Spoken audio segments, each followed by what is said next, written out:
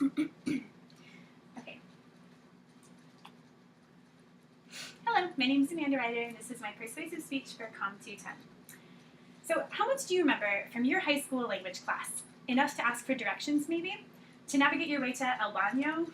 According to the U.S. government 2011 census, out of nearly 300 million people, 230 million speak only English at home.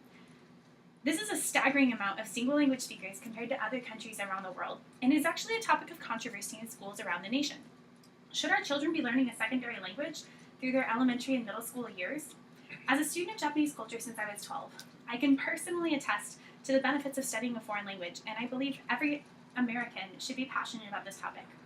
In this speech, I will outline the need for bilingual education within American culture, the benefits of bilingualism for both an individual and the economy, and steps to a positive response to bilingual education.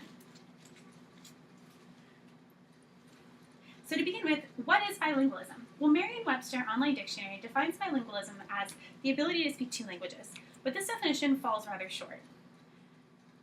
The Kamehameha School Research and Evaluation Division defines language immersion as a method of teaching language, usually a second language, in which the target language is used both as curriculum content and as a media of instruction.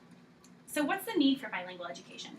Well, Bernadette Morris of University of North Carolina, in her article outlining the importance of bilingualism, writes that over the past 2 decades, countries in the world have become more and more interdependent, and new technologies have erased many existing borders. As borders between countries are dissolved, foreign language instruction has become more necessary than ever for linking with the rest of the world and for producing enlightened citizenship able to function in today's ever-shrinking society.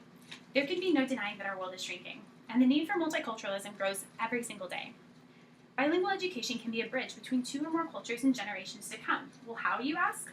Well, let's take a look at some of the benefits of this realm of study. So the benefits of bilingual education can be looked at twofold, as an individual and for the American society as a whole. Well, the list for benefits for an individual could go on, but for the sake of time, some of the 3 most important benefits of language are as follows.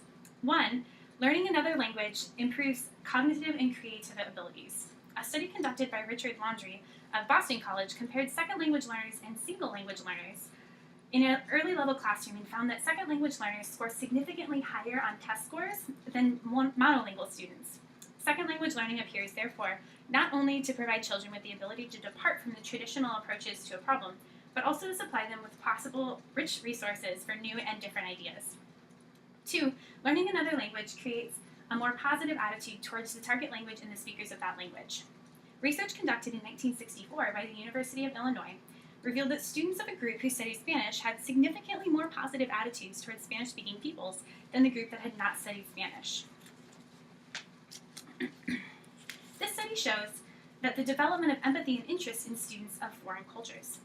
And 3, learning another language develops attention control on cognitive tasks. A group study completed by Drs. Zalazzo and Fry suggests that bilingual children are more advanced than monolingual children in the solving of experimental problems requiring high levels of control. The study notes the importance of attention control and how the benefits of this could change our youth education for the better. Jeffrey Kluger, a senior writer for Time magazine and the author of The Power of the Bilingual Brain, concludes that multilingual people are better at reasoning, at multitasking, at grasping and reconciling conflicting ideas. They work faster and expend less energy doing so, and as they age, they retain their cognitive facilities better, even holding at bay dementia and even full-blown Alzheimer's disease. Overall, there can be no question that learning a foreign language can positively impact one's own cognitive and emotional capacity and control. But how does this impact one's economy?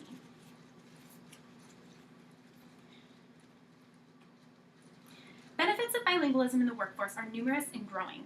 31% of executives speak 2 languages, according to a poll of nearly 13,000 people to the Korn Ferry International website. An additional 20% speak 3 languages, and 9% speak 4 languages. Even 4% speak more than 4 languages in the workforce.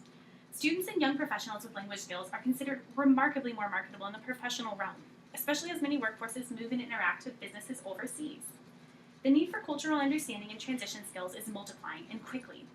Economic growth benefits both American society and foreign societies, creating positive jobs and cultural understanding in both countries. So why don't we do it? What is our response? And actually, in the 1960s, we did do it. The Bilingual Education Act was controversially created in the height of the civil rights and spread throughout schools all over America. However, the program was horribly underfunded financially and concentrated on helping immigrant children learn English, not on English speakers learning foreign languages. This program only served to segregate Spanish-speaking children from English-speaking children, and focused on education in one's native language without a decent transition into learning from English. And as a result, there's been severe lack of funding for linguistic education in public schools. In addition, there seems to be a lack of understanding for the need of bilingual education.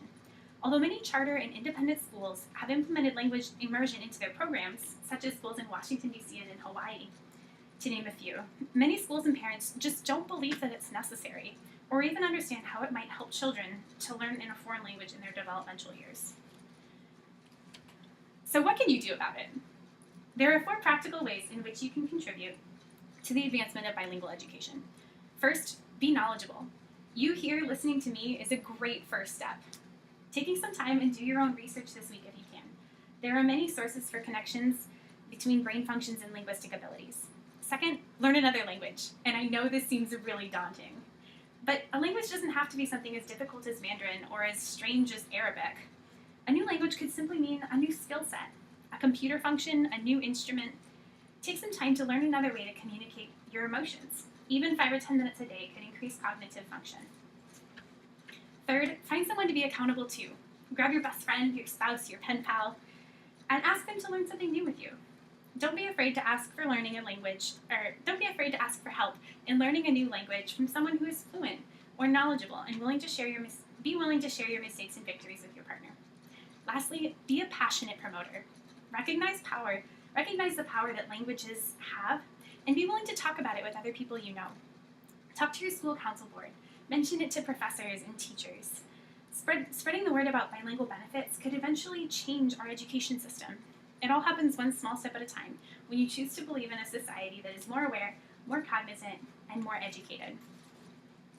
In conclusion, the need for bilingual education is irrefutably growing in the American economy, and the benefits of dual linguistic capabilities are undeniably positive.